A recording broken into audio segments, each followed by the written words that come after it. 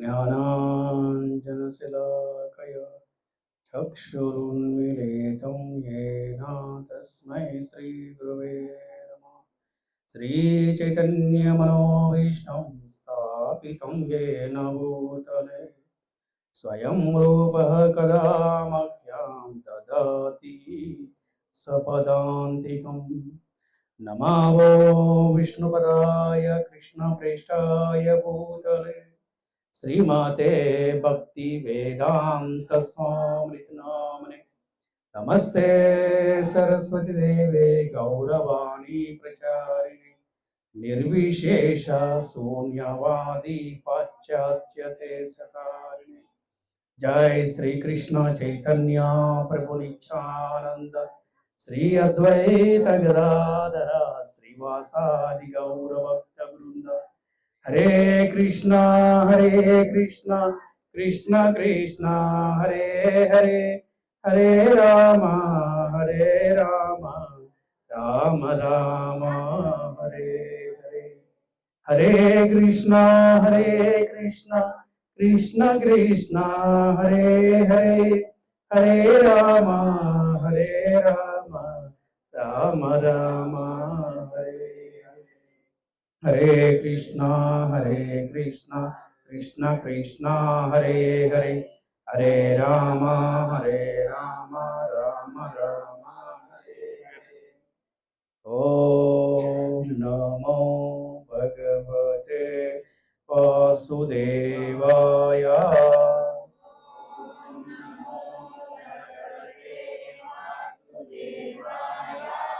ओम नमो भगवते वासुदेवाय।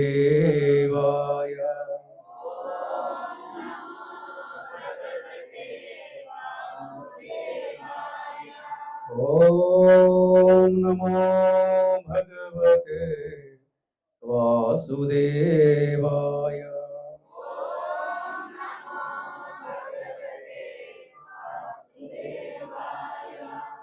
హరే కృష్ణ. భక్తులందరికీ శ్రీకృష్ణ శుభమస్తు. అలాగే ఈనాటి ఈ యొక్క సత్సంగ కార్యక్రమం చేసిన భక్తులందరికీ కూడా Shri and Shrimati Radha Kumari Mataji and His Grace Radharamana Prabhu వారి తరపున, అలాగే మరియు గొల్లపూడి శ్రీ జగన్నాథ మందిరం తరపున మీ అందరికీ కూడా ఆత్మీయ ఆహ్వానం పలుకుతున్నాము. హరే కృష్ణ. ఈ రోజున మనము భగవద్గీతలో 8, 9, 10 శ్లోకాలు చెప్పుకుంటాము 12వ అధ్యాయంలో. ఈ 12వ అధ్యాయం పేరేంటి? భక్తి యోగం. ఏంటిది? భక్తి యోగం. మనకి భగవద్గీతలో కర్మయోగము, ధ్యాన యోగము, జ్ఞాన యోగము, ఫైనల్గా భక్తి యోగం. ఏ యోగము ఉన్నతమైంది? మళ్ళీ ఒకసారి చెప్పండి. భక్తి యోగం మనకి ఉన్నతమైంది. మరి మనకి కృష్ణ భక్తి ఎలా వస్తుంది, అలా కృష్ణ భక్తి యోగం ఎలా వస్తుంది అని మనకి ఈ 8, 9, 10 శ్లోకాల్లో మనకి తెలియజేస్తున్నారు ఆచార్యులు. అలాగే ఇక్కడ వచ్చిన వారందరికీ కూడా చిన్న ప్రశ్న, ఎంతమందికి మీకు కృష్ణ భక్తి కావాలో చేతులెత్తండి. ఆల్మోస్ట్ అందరికి కూడా కావాల్సిందే కదా. ఎస్. కృష్ణ భక్తి ఎలా వస్తుంది, కృష్ణుడు ప్రేమను ఎలా పొందగలమో మన ఈ శ్లోకాలు తెలుసుకోవచ్చు అనమాట. అందరూ అనుకుంటారో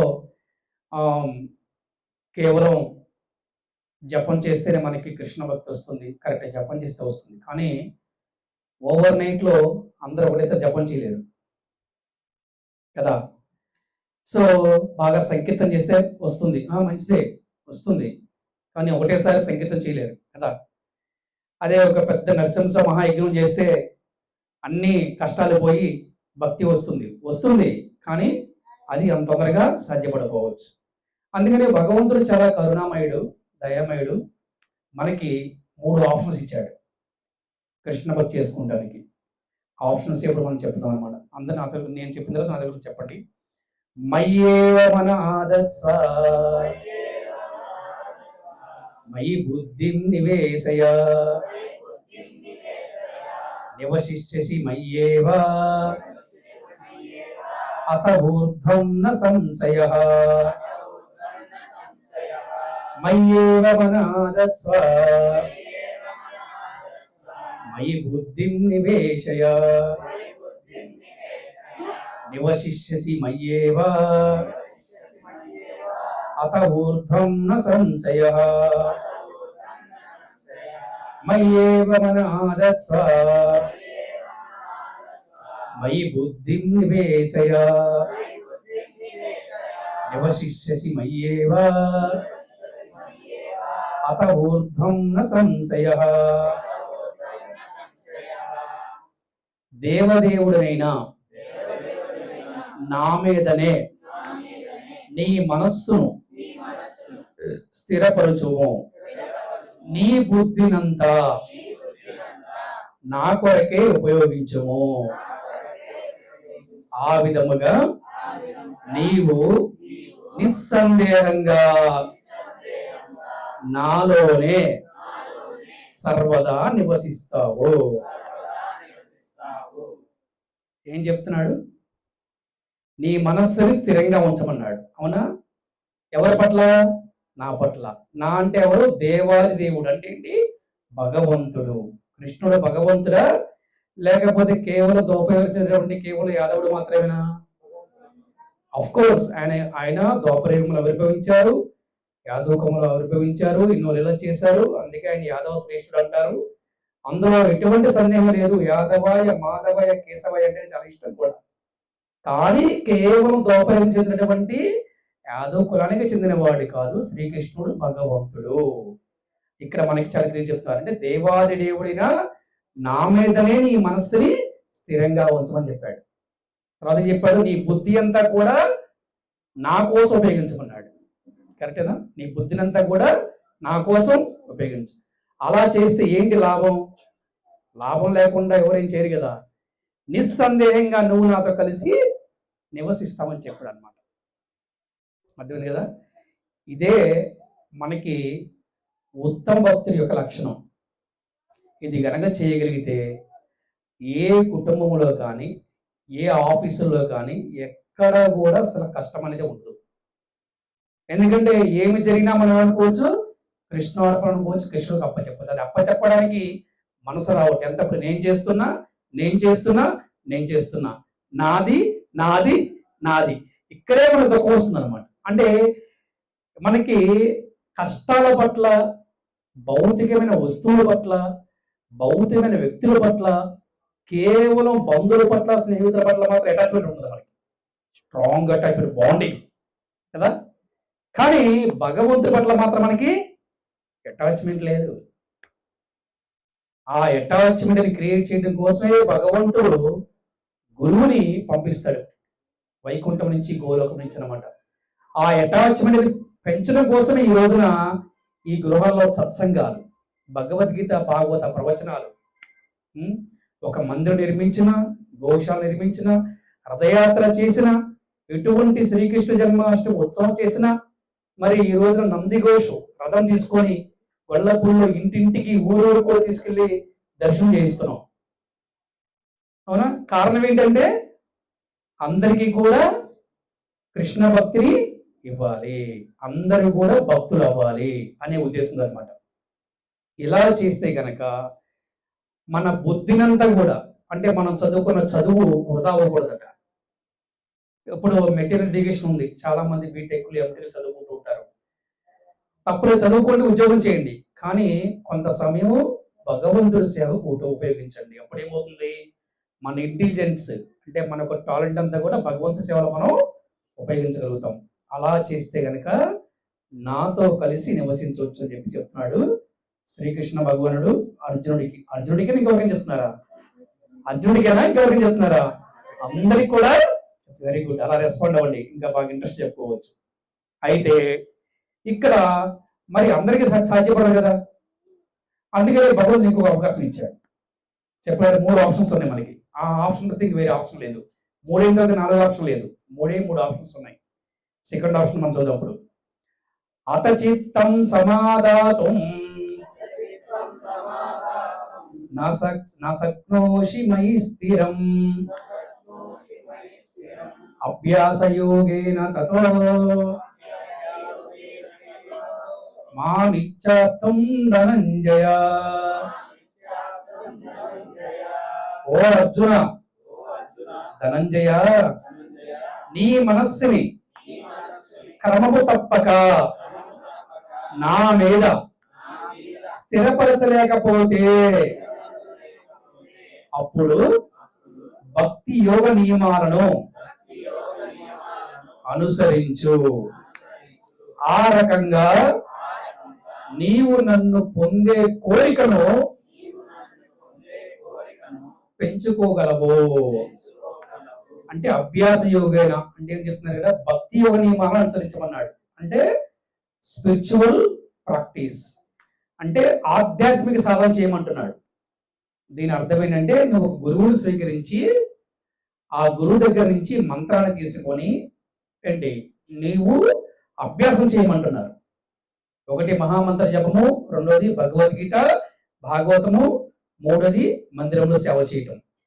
ఇలాగ అభ్యాస యోగం అంటే ఏంటి, స్పిరిచువల్ ప్రాక్టీస్. ఇలాగ నువ్వు చేస్తే నన్ను పొందే కోరిక నువ్వు పెంచుగలుగుతావు అని చెప్తున్నాడు. ఫస్ట్ ఏం చెప్పాడు, మరి రిపీట్ చేద్దామా? ఏం చెప్పారు ఫస్ట్? నీ మనస్సుని నా యందు స్థిరంగా ఉంచుకోమన్నాడు. ఓ అర్జున, అలాగనగా చేయలేకపోతే రెండో ఆప్షన్ ఏమి ఇచ్చారు మనకి, అభ్యాస యోగేనా అంటే ఈ భక్తి యోగ నియమాలను అనుసరిస్తూ కూడా ఆధ్యాత్మిక సాధన చేయమన్నాడు అనమాట. అలాగే ఆధ్యాత్మిక సాధన కృష్ణుడు బలరాముడు కూడా సాందీపముని ఆశ్రమానికి వెళ్ళి అక్కడ వారు విద్యాభ్యాసం చేశారనమాట. అంటే ఈ భూలోకంలో భగవంతుడే జన్మ తీసుకున్నా కూడా మానవుడు గాని కర్మలు చేసి వాళ్ళు ఆచరణ చూపించారు. అంటే అందరూ కూడా గురువుని స్వీకరించాలి, విద్యాభ్యాసం చెయ్యాలి, విలువలతో కూడిన జీవన విధానాన్ని ప్రతి ఒక్కరు జీవించాలి అని శ్రీకృష్ణుడు బలరాముడు మనకి ఆచరించి చూపించారు. అభ్యాస యోగేన అని చెప్పడం జరిగిందనమాట. మరి ఇది కూడా కష్టమే కొంతమందికి కదా, ఇది కూడా కష్టమే. ఇంకొక 3 ఆప్షన్ ఇచ్చారు. ఆ 3 ఆప్షన్ ఇప్పుడు చదువుదాం అనమాట.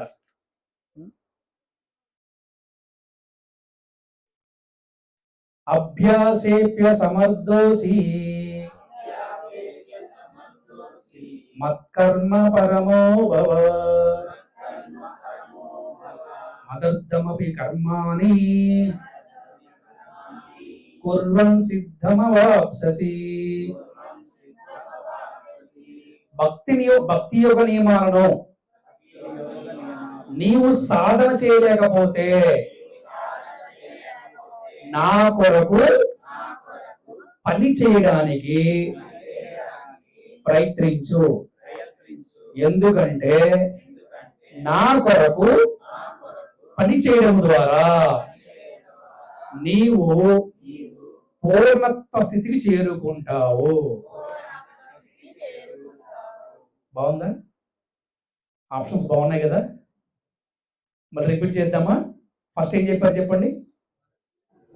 నీ మనస్సుని నా వరంగా స్థిరంగా ఉంచు, నీ బుద్ధినంతా కూడా నా కోసం ఉపయోగించమని చెప్పాడు.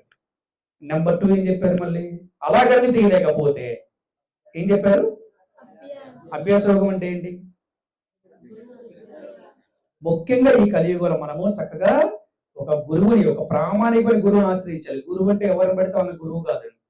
టీవీల్లో పొద్దులే సాయంత్రం వరకు ఆ ఉంగరం పెట్టుకోండి, ఈ ఉంగరం పెట్టుకోండి, ఆ తాయితీ పెట్టుకోండి, ఈ తాయితీ పెట్టుకోండి, వాటి వల్ల కలియుగంలో ఎవరికి ఎటువంటి ఉపయోగం ఉండదు. ఈ కలియుగంలో కేవలం మనకి దేని వల్ల ఉపయోగం ఉంటుంది?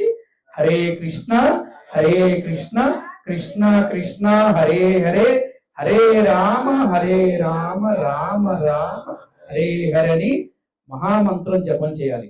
ఎందుకండి అంటే చెప్పండి, కలియుగ ధర్మే హరినామ స్మరణే. యుగ ధర్మం ఏంటి మనకి? హరినామ స్మరణే. అందుకని మనము గురువును ఆశ్రయించాలి. మరి ప్రామాణికం అంటే ఏంటంటే ఆ గురువు కూడా గురువు ఉండాలి. ఎవరు పడితే వాళ్ళు గురువు చెప్పుకుంటానికి లేదు, శాస్త్రం ఒప్పుకోదు. మేబీ కొంతమంది వాళ్ళ ఫాలోవర్స్ ఒప్పుకోవచ్చు, కానీ ఒక గురువుకి శాస్త్ర ప్రమాణం ఉండాలి. ఒక గురువుకి ఏముండాలి? శాస్త్ర ప్రమాణం అంటే ఏంటి? శాస్త్ర ప్రమాణం అంటే ఏంటి? ఆ గురువుకి గురువు ఉండాలి. అలాగే ఒక సాంప్రదాయానికి చెందిన వ్యక్తి ఉండాలి. ఇప్పుడు చెప్పండి, మనది ఏ సాంప్రదాయం? గట్టి చెప్పండి, మనది ఏ సాంప్రదాయం? బ్రహ్మ మధ్వ గౌడీయ వైష్ణవ సాంప్రదాయం. సరే, అంత పెద్ద పేరు చెప్పలేరు, సింపుల్ గా ఏం చెప్పొచ్చు? వైష్ణవ సాంప్రదాయం అని చెప్పొచ్చు మనం కదా. సో ఇక్కడ మనము ఎందుకు సాంప్రదాయం ఉండాలి అంటే, ఇప్పుడు చాలా మంది చదువుకుంటారు కదా, చాలా మంది చదువుకుంటారు, డిస్టెన్స్ ఎడ్యుకేషన్ లో చదువుకుంటారు, అలాగే కాలేజీలో చదువుకుంటారు, యూనివర్సిటీలో చదువుకుంటారు. ఎవరికి ఎక్కువ వాల్యూ ఉంటుంది? ఎవరికి ఎక్కువ వాల్యూ ఉంటుంది? ఓకే, చదువుకున్నాడు కానీ వాడు ఎగ్జామ్ రాయడానికి అవకాశం లేదు. అతనికి ఎగ్జామ్ రాసి క్వాలిఫై సర్టిఫికేట్ తీసుకున్నాడికి వాల్యూ ఉంటుందా? ఎగ్జామ్ రాయని వాడికి వాల్యూ ఉంటుందా? ఇదే గురువుకి తేడా అనమాట. అంటే ప్రామాణికమైన గురువులకి, ప్రామాణికత లేని గురువులకి తేడా అదనమాట. అర్థం కదా? ప్రామాణికత ఏంటంటే ఆ గురువుకి గురువు ఉండాలి. అలాగే మన భౌతికమైన జీవితంలో మనం ఒక ఫంక్షన్కి వెళ్ళినాం, లేకపోతే బయటికి వెళ్ళినాం, లేకపోతే ఎక్కడన్నా ఒక ఆఫీస్లో మనకు అప్లికేషన్ ఫామ్ ఫిల్అప్ చేయాలి. అప్లికేషన్ ఫామ్ లో ఫస్ట్ ఏముంటుంది చెప్పండి? తర్వాత ఏముంటది? Father name. కరెక్ట్ కదా? భౌతికమైన జీవితంలో ఎలాగైతే ఫాదర్ నేమ్ అనేది మనకి మ్యాండేటరీయో, అథెంటికేటెడ్, ఆధ్యాత్మిక జీవితంలో గురువు అనేవారు అంత ముఖ్యము. భక్తి చేస్తుంటే, భక్తులను ఎవరైతే కనుక కనుక్కుంటే చూడంగానే ఫస్ట్ అడిగే ప్రశ్న ఏంటంటే మీ గురువు ఎవరు అని. మీరు ఎంతమందికి అనుభవం ఎదిరించి చెప్పండి, మీరు ఎంతమందికి ఎక్స్పీరియన్స్ ఎదిరించి చెప్పండి. కరెక్టే కదా? నన్ను ఇప్పుడు కూడా అడుగుతారు, నన్ను మీ గురువు ఎవరు? నేను చెప్తాను, మా గురువు పేరంటే హిజ్ హోలీనెస్ భక్తి వ్యాసతీర్థ స్వామి మహారాజ్. అలాగే భౌతికమైన జీవితంలో ఏమడుగుతారు? మీ నాన్నగారు ఎవరు? కరెక్టేనా? సో అలాగే ఆధ్యాత్మిక తండ్రి మనకి గురువు ఏమవుతారంటే మనకి ఆధ్యాత్మిక తండ్రి అవుతారనమాట. అందుకని చెప్తారన్న మనకి మాతృదేవో భవ, పితృదేవో భవ, ఆచార్య దేవో భవ చెప్పారు మనకి. అంటే ఎందుకు మాతృదేవో భవ అన్నారంటే, ఒక ఆత్మని తన కర్మానుసారము అతని కర్మ చేయడం కోసం ఎవరో ఒకరు దేహంలోకి పంపించాలి. ఏదో దేహాన్ని తీసుకుంటేనే ఆత్మ తన చైతన్యాన్ని చూపించగలదు కదా. అప్పుడు ఆత్మ పంపించడం వచ్చినప్పుడు ఆ ముందనే బ్రహ్మ అక్కడ రాసేస్తాడు, ఏ తల్లి గర్భమును ప్రవేశించాలి, ఏ కులములో పుట్టాలి, అతను బ్రాహ్మణ, క్షత్రియ, వైశ్య, శూద్రుడ, ఇండియాలో పుట్టాలా చైనాలో పుట్టాలా, అది కూడా ఉంది మళ్ళీ మనకి. ఇండియాలో పుట్టిన కూడా అదృష్టవంతుడు. ఇవన్నీ కూడా బ్రహ్మ ముందుగానే ప్లాన్ చేస్తారనమాట. మరి ఎలా వస్తుంది అంటే వీళ్ళకి జన్మ, ఇంత ముందు జన్మలో ఎటువంటి కర్మలు చేశారో ఆ కర్మానుసారంగా ఈ జన్మలో వాడికి జన్మ వస్తుంది. ఇంత ముందు జన్మలో బాగా భక్తి చేశాడనుకోండి, ఏదో చిన్న పొరపాటులో భక్తి ఆగిపోయింది అతనికి మధ్యలో, అతను ఈ జన్మలో బ్రాహ్మణ కుటుంబంలో కానీ, వైశ్య కుటుంబంలో కానీ, లేకపోతే వైష్ణవ కుటుంబంలో జన్మిస్తారట. ఎందుకంటే బ్రాహ్మణ కుటుంబంలో జన్మించాలనుకోండి, వాళ్ళ తండ్రిని నిరంతరం విగ్రహారాధన చేస్తాడు కాబట్టి వీడు కూడా విగ్రహారాధన చేస్తాడు. వైశ్య కుటుంబం ఎందుకు పుట్టాలి అంటే వాళ్ళ దగ్గర ధనం బాగుంటుందని, వ్యాపారం బాగా చేస్తారు కాబట్టి, ధర్మబద్ధంగా వ్యాపారం చేస్తారు కాబట్టి, భగవంతుని కేంద్రంగా వ్యాపారం చేస్తారు కాబట్టి, వాళ్ళ ఇంట్లో ఆర్థిక ఇబ్బందులు కష్టాలు ఎక్కువ ఉండవు కాబట్టి భక్తి బాగా చేయగలుగుతారట. మేబీ ఇప్పుడు కొంతమందికి ఇబ్బందులు వచ్చి ఉండొచ్చు, అది వేరే విషయం. కానీ భాగవతం ప్రకారం చెప్పండి ఇలా చెప్తారు అనమాట. ఈ కలికాలంలో అందరికి కష్టాలు ఉన్నాయి, బ్రాహ్మణులకు ఉన్నాయి, వైశ్యులకు ఉన్నాయి, అందరికి, అది వేరే విషయం. కానీ సహజంగా బేసిక్ గా ఇది ఉంటుంది అనమాట. అలాగే వైష్ణవ కుటుంబంలో ఎందుకు పుడతారంటే అతను కూడా తన తండ్రి భక్తి చేస్తే వీడు కూడా భక్తి చేస్తాడు, వాళ్ళ అమ్మ భక్తి చేసి వీడు కూడా భక్తి చేస్తాడు. ఆ విధంగా ఏంటంటే, అలాగే తల్లి మనకి మొదటి గురువు అట. తల్లి ఎవరు మనకి? మొదటి గురువు. తండ్రి రెండవ గురువు. అర్థమైందా? తల్లి తండ్రి చిన్నప్పటి నుంచి వాడికి బేసిక్ వాల్యూస్ నేర్పించి ఒక గురువుకి అప్పచెప్పాలట. ఇంట్లో పెట్టుకోకూడదు, గుర్తుపెట్టుకోండి. ఇంట్లో గురువుకి అప్పచెప్పాలి. గురువుకి అప్పచెప్తే ఆ గురువు ఆ పిల్లవాడిని ఉద్ధరించి తర్వాత భగవంతుడికి అప్పచెప్తాడట. ఇది ఫార్ములా, ఆధ్యాత్మిక ఫార్ములా ఇది. అంతేగాని నాతోనే అట్టి పెట్టుకుంటాను అని ఎప్పుడు కూడా అనుకోకూడదు అనమాట. సో ఎప్పుడైతే అందుకే ఉన్నారు మాతృదేవో భవ, పితృదేవో భవ, ఆచార్య దేవో భవ, ఫైనల్ గా ఇంకా భగవంతుడు అనమాట. అందుకని తల్లి తండ్రి గురువుని ఆ విధంగా చెప్పారు. అందుకని విద్యాభ్యాసం చేయాలి అంటే ప్రతి ఒక్కరు కూడా గురువుకి అప్పచెప్పాలి. గురువు ద్వారా మనం చేసే అభ్యాసం ఎలా ఉంటుందంటే ఒక ప్రామాణికంగా ఉంటుంది. అంతే అంటారు, గురువు లేని విద్య ఏమన్నారు, గురువు లేని విద్య శూన్యం అని చెప్పారనమాట. ఆ విధంగా ఎవరైతే ఈ కలియుగంలో ఉన్నతమైన స్థానానికి వెళ్ళాలనుకుంటున్నారో, మంచిగా జీవించాలనుకుంటున్నారో వారందరూ కూడా ఈ యుగధరమైనటువంటి హరినామాన్ని జపం చేయాలని మనకి భగవద్గీత భాగవతం చెప్తుంది. అందరూ దేనికోసం ప్రయత్నిస్తారు? ఉన్నతమైన జీవితం అంటే మంచి బీటెక్, మంచి ఎంటెక్, లేకపోతే ఐఐటి, దాని గురించి ఆలోచిస్తున్నారు కదా. మంచిదే, కానీ దానికన్నా ముందేం కావాలి? భక్తి కావాలి. మీ అందరికీ ఒక ప్రశ్న, ముందు చదువు కావాలా, భక్తి కావాలా? మళ్ళీ అడుగుతున్నాను, నేను చెప్పాను చెప్పొద్దు మొహమాట గురించి, మీరు ఓడంటే చెప్పండి. ప్రతి ఒక్క మనిషికి ఫస్ట్ భక్తే కావాలన్నా చేతులెత్తండి. తించండి. ఫస్ట్ చదివే కావాలి, చేతులెత్తండి. ఫస్ట్ భక్తే కావాలి. ఎందుకు చెప్పంటారా? ఎవరైతే భక్తి చేస్తున్నారో వారికి మెమరీ పవర్ బాగా ఇంప్రూవ్ అవుతుందంట.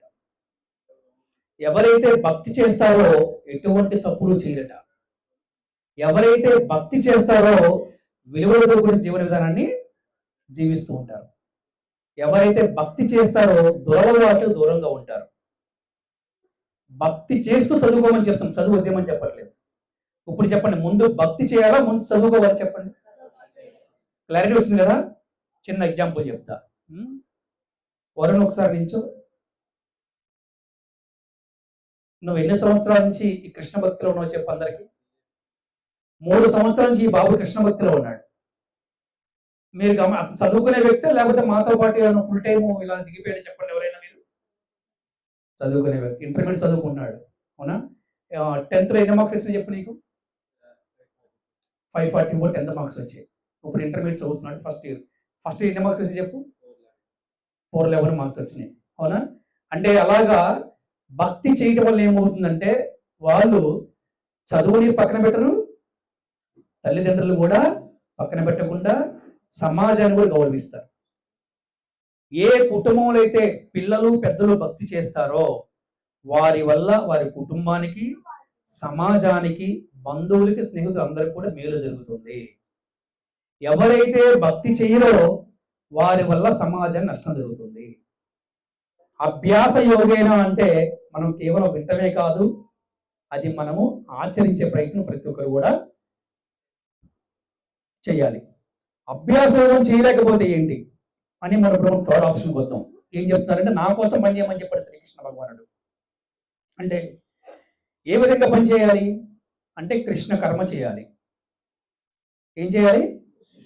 కృష్ణ కర్మ చేయాలి. కర్మ అంటే ఏంటి? పని, యాక్షన్ కదా. ఇంకా చెప్పండి, ఇంకా చెప్పండి, కర్మ అంటే ఏంటి?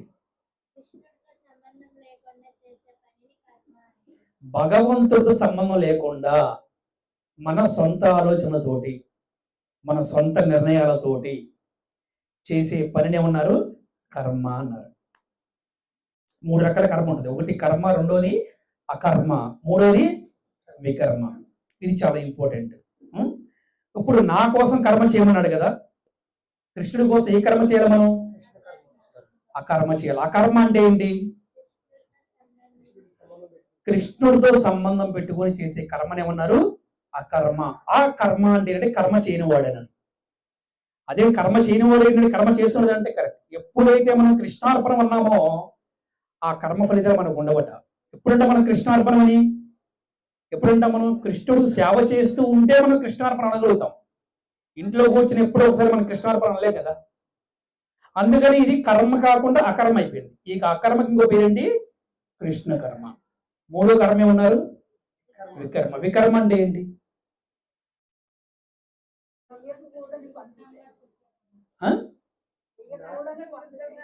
శాస్త్ర విరుద్ధంగా చేసినటువంటి పనులు ఏమన్నారు? వికర్మ. ఇప్పుడు మనం చెప్పుకున్నాం, గురు శిష్య పరంపర లేకుండా ఎవరు పడితే వాళ్ళు గురువు అనుకుంటాం, ఏది పడితే చెప్పటం సన్మానాల కోసం, లేదా పూలదండల కోసం, సమాజంలో పేరు కోసం, వ్యూస్ కోసం, రకరకాల పూజలు రకరకాల చేసి మనుషుల్ని మభ్యపెట్టి చేసేవాళ్ళు చాలా మంది. ఇవన్నీ కూడా వికర్మలు. వాటికి జాగ్రత్తగా ఉండాలి. ఎప్పుడు జాగ్రత్తగా ఉండాలి తెలుసా? యుగధర్మమైనటువంటి హరినామ జపాన్ని ఎవరైనా చేస్తారో, హరే కృష్ణ కృష్ణ కృష్ణ హరే హరే, హరే రామ రామ రామ హరే హరే నామ జపం చేస్తారో వారికి బుద్ధియోగం వస్తుందట. చెప్పండి. తేషాం సతతయుక్తానాం భజతాం ప్రీతిపూర్వకం దదామి బుద్ధియోగం తం ఏన మాముపయాంతి తే. ప్రేమతో ఎవరైతే నాకు సేవ చేయుదురో వారికి తగిన బుద్ధి యోగమును నేను వసిగదను. మనము భగవంతుడికి ఎప్పుడైతే ప్రేమగా నామజపం చేస్తామో, ఎప్పుడైతే భగవద్గీత భాగవతం రామాయణం చదువుతామో, పిల్లలు కావచ్చు పెద్దలు కావచ్చు భగవంతుడు బుద్ధియోగాన్ని ఇస్తాడు. ఈ బుద్ధియోగం వల్ల మనకు తెలుస్తుంది ఏంటంటే మనం ఎవరు నమ్మాలి ఎవరు నమ్మకూడదు. అందుకే కృష్ణ భక్తులు చాలా తెలివి కలవాలట, చాలా అలర్ట్ ఉంటారు అన్నమాట. అంటే ఎంత జాగ్రత్తగా అంత జాగ్రత్తగా ఉంటారు. ఎవరు పిలిస్తే వాళ్ళు వెళ్ళకి వెళ్ళరు. ఎవరైనా దానం ఇస్తే తొందరగా దానం తీసుకోము. మేము 4 సార్లు ఆలోచించి దానం తీసుకుంటాం. ఎవరి దగ్గర పెడితే అంత డొనేషన్స్ కూడా తీసుకోం. ఎవరైనా ఆహారం ఇచ్చినా కూడా ఆహారం త్వరగా తీసుకోమన్నమాట. అంత ముందు భోజనాన్ని పిలిచినా కూడా తొందరగా ఇంటికి భోజనానికి వెళ్దాం. అంటే ఎందుకంటే బుద్ధి యోగం ఏ మాత్రం తొందరపడ్డామా భక్తి అంతా పోతుంది అనమాట. అలాగే బుద్ధి యోగం ఎందుకంటే విద్యార్థులు బాగా చదవాలంటే ఏం కావాలి? ఉద్యోగం కావాలి. ఉద్యోగస్తులు బాగా ఉద్యోగం చేయాలంటే ఏం కావాలి? వ్యాపారస్తులు వ్యాపారం చేయాలంటే, ఒక తల్లి కుటుంబాన్ని బాగా చూసుకోవాలంటే ఏం కావాలి? అందుకేం చెప్పారు? భజతాం ప్రీతిపూర్వకం, భగవంతుడికి ప్రేమగా సేవ చేయమని చెప్పారు. అందుకే 10 సంవత్సరాలు దాటిన పిల్లలు మన మాట వినరు. 10 సంవత్సరాల లోపే పిల్లలకి ఎడ్యుకేషన్ ఇచ్చేసేయాలి. 10 ఏళ్ళు దాటారా మనకు చెప్తారు, వాళ్ళు కూర్చోబెట్టి క్లాసులు గుర్తుపెట్టుకోవాలి. మనగా చెప్తారు. 10 దాటక ముందే మనం వాళ్ళకి అన్నీ కూడా నేర్పించే ప్రయత్నం చేయాలి. బుద్ధి యోగం అందుకు కావాలన్నమాట. అందుకే కృష్ణుడు ఏం చెప్తున్నాడంటే, మీరు మీ మనసుని నా పట్ల స్థిరంగా ఉంచలేకపోవచ్చు, కాకపోతే ఇంకో ఆప్షన్ ఏంటంటే మీ అందరికీ అభ్యాస యోగం, అంటే మీరందరూ ఆధ్యాత్మిక సాధన చేయండి. ఈ కలియుగంలో ఏంటి ముఖ్యమైన సాధన?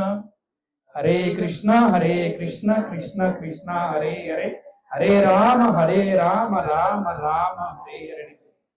ఇది మనకి ముఖ్యమైనటువంటి ఆధ్యాత్మిక సాధన అనమాట. ఇలా చేయటం వల్ల ముఖ్యంగా ఏంటంటే కుటుంబ వ్యవస్థ బాగుంటుంది. కుటుంబ వ్యవస్థ విచ్ఛిన్నమైపోవటం వల్ల ఈ యొక్క ఇబ్బందులు వస్తున్నాయి. ఎప్పుడైతే మన కుటుంబంలో ఎడబాటు వచ్చిందో వేరే వచ్చి ఎంటర్ అవుతాడు. ఎప్పుడైతే మన కుటుంబం ఐకమత్యంగా ఉందో వేరే వాడు ఎప్పటికి కూడా రాడు. అందుకనే ఈ సనాతన ధర్మం అంటారు కదా, చెప్పటం కాదు నాయన, మనందరం కలిసి సత్సంగంలాగా ఏర్పడి మన ఉన్న ప్రాంతంలో అందరూ కూడా భజనలు కీర్తనలు చేసుకోవాలని చెప్తారు. ఆ ఉద్దేశంతో ఇటువంటి కార్యక్రమం ఏర్పాటు చేశాం. ఈ ప్రయత్నం చేస్తుంది మన గొల్లపూడిలో శ్రీ జగన్నాథ మందిరం. ఈ ప్రయత్నం చేస్తుంది హరే కృష్ణ ఉద్యమం. ప్రపంచమంతా కూడా ఈ రోజున ప్రపంచంలో 150 దేశాలలో రోడ్ల మీద, కాలేజీల్లో, స్కూల్లో కూడా ఈ రోజున హరే కృష్ణ భక్త బృందం సంకీర్తన చేస్తున్నారంటే దీనికోసమే. ఎప్పుడైతే మనమందరం కూడా భగవంతుని యొక్క సంతానం, వసుదైవ కుటుంబకం, ఈ కుటుంబంలో ఎడబాటు రాకుండా ఏం చేయాలి? అందరూ కలిసి భగవంతుని భజించాలి. ఎప్పుడైతే భగవంతుని మనం భజించామో ప్రేమ వస్తుందట. భగవంతుని మర్చిపోయామో ఆటోమేటిక్గా అన్నదమ్ముల మధ్య అక్క చెల్లెల మధ్య తేడా వచ్చేస్తుంది. ఎందుకు కుటుంబ వ్యవస్థ విచ్ఛిన్నమైపోయింది చెప్పంటారా? కుటుంబ యజమానిని ఎవరు పట్టించుకోలేదు. కరెక్ట్? ఎవరు కుటుంబ యజమాని చెప్పండి? కుటుంబ యజమాని ఎవరు? ఎందుకుంది మన సనాతన ధర్మంలో దీపము ధూపము నైవేద్యం ఎందుకు వచ్చింది అనుకుంటున్నారు? ఎందుకే కుటుంబ యజమాని ఆయన కాబట్టి దీపము ధూపము నైవేద్యం పెట్టిన తర్వాతనే ఏ కార్యక్రమం చేయండి ఆయన అని చెప్పారు. పూర్వం చేసేవాళ్ళు లేరా? పూర్వం ప్రతి ఒక్కరు చేసేవాళ్ళు. అందుకని ఇప్పుడు కూడా చాలా మంది చేస్తున్నారు కాబట్టి ఇంకా మనకి ధర్మం అనేది ఇలాగుంది. ఇంటి యజమానిని పక్కన పెట్టేసి మనం బొక్కుతూ మనము మన ఇంద్రియ భోగం కోసమే జీవిస్తూ భగవంతుని పక్కన పెట్టేసాం. అందుకే మనల్ని పక్కన పెట్టేశారు. ఇప్పుడు మరి మనందరం భగవంతుని పక్కన పెడదామా, భగవంతుని ఇలా కేంద్రంగా పెడదామా? మరి అందుకే ఇవాళ మీ ఇంటికి వచ్చాడు. ఎలాగో గుడికి రావటం అందరూ బిజీగా ఉన్నారు కదా. అసలు ప్రభుత్వం చెప్పారు, ఏం చెప్పారంటే బిజీ లేజీ పర్సన్స్ అంట.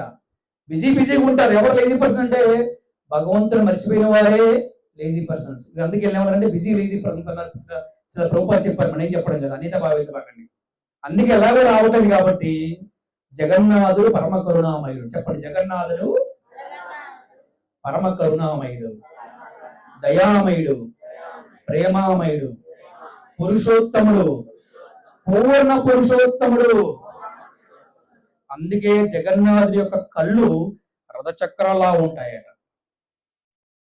ఆ కళ్ళతో మిమ్మల్ని అందరినీ ఆకట్టుకొని మిమ్మల్ని అందరిని చూడటం కోసం ఆయన వచ్చాడు. మీరు ఎలాగ రావట్లేదు కదా, 40,000 పాపులేషన్ గొల్లపూడి. అందుకే ఎలాగో మీరు ఎవలాగా రావట్లేదు కాబట్టి భగవంతుడు ఇవాళ మీకోసం వచ్చాడు అనమాట. అందుకని మనము కృష్ణుడి కోసం కర్మ చేయమన్నారు. ఏ విధంగా చేయమన్నారంటే, అందరూ భక్తి చేయలేకపోవచ్చు, అందరూ భక్తి యొక్క సాధన చేయలేకపోవచ్చు. మందిరం నిర్మించడం కోసం ఒక స్థలం కావాలి. మందిరం నిర్మించడం కోసం ఇటుకలు, సిమెంటు, ఇనుము ఇవన్నీ కూడా కావాలి. ఈ మందిర నిర్మాణం కోసం, కార్యనిర్వహణ కోసం ఒక ఆఫీస్ కావాలి. అలాగే నిరంతరం కూడా మందిరంలో కార్యక్రమం జరగడం కోసం పూలు కావాలి, పండ్లు కావాలి, సరుకులు కావాలి, పాలు కావాలి, పెరుగు కావాలి, నెయ్యి కావాలి, ఒత్తులు కావాలి, ఇవన్నీ కావాలి కదా.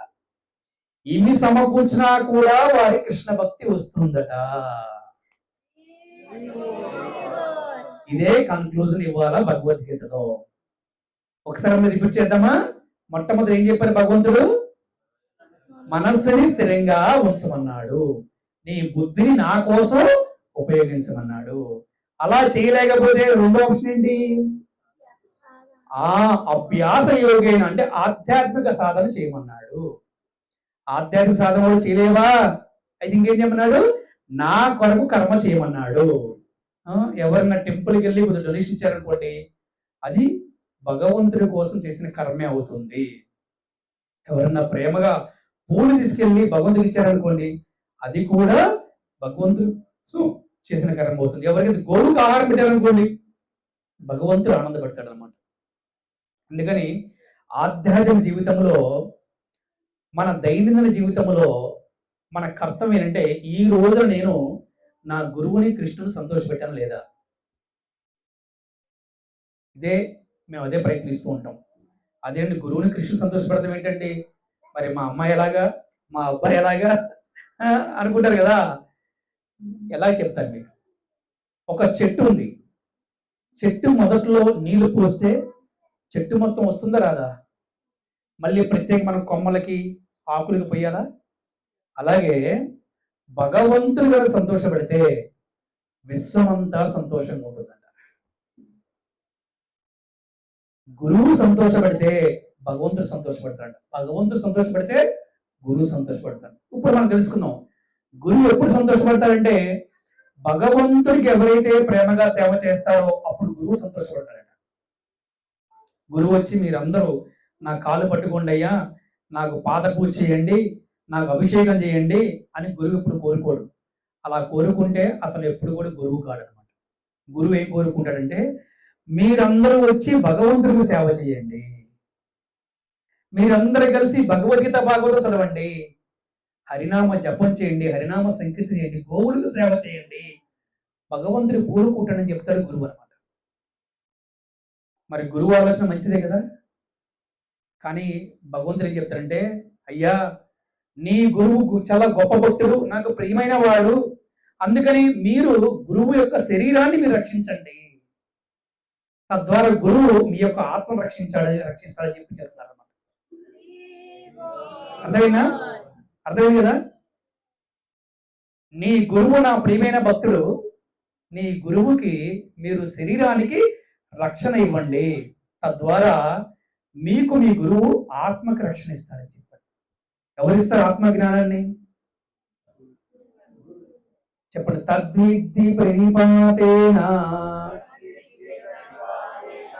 పరిప్రశ్నేన సేవయా ఉపదేక్షంతి తే జ్ఞానం జ్ఞాని తత్వదర్శినః. గురువు దరిచేరి సత్యమును ఎరుగటకు ప్రయత్నించవలను. సత్యం అంటే ఏంటండి?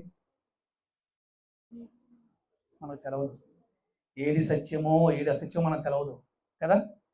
ఈ కలియుగంలో ఎవరు ఏ పూజ చేయాలో తెలవదు, ఎవరికి పూజ చేయాలో తెలవదు, ఎటువంటి గురువును స్వీకరించాలో తెలవదు, భగవద్గీత బాగా చదవడం తెలవదు. అందుకే అంటే మనం ఒక మంచి ప్రామాణికమైన గురువుని ఆశ్రయించి సత్యం కోసం మనం ప్రయత్నించాలట. అలా ప్రయత్నిస్తే గనక మనకి భక్తి యోగము తప్పకుండా మనకి ప్రాప్తిస్తుంది. సో మరి ఇందులో ఫస్ట్ తరగతి వాళ్ళు ఎవరు, సెకండ్ తరగతి వాళ్ళు ఎవరు, థర్డ్ తరగతి వాళ్ళు ఎవరు తెలుసుకోవాలి. First option, second option, third option ఇచ్చారు కదా. సో ఫస్ట్ క్లాస్ వాళ్ళు కనుక చేయలేకపోతే సెకండ్, సెకండ్ చేయలేకపోతే థర్డ్, మళ్ళీ రిపీట్. ఎవరైతే భగవంతుడి కోసం కర్మ చేస్తారో వారు ఏదో ఒక రోజున అభ్యాస యోగం చేయగలుగుతారు, ఆధ్యాత్మిక సాధన చేయగలుగుతారు. ఎప్పుడైతే వారు ఆధ్యాత్మిక సాధన చేశారో వారు భగవంతుడి పట్ల మనస్సుని స్థిరంగా ఉంచగలుగుతారు.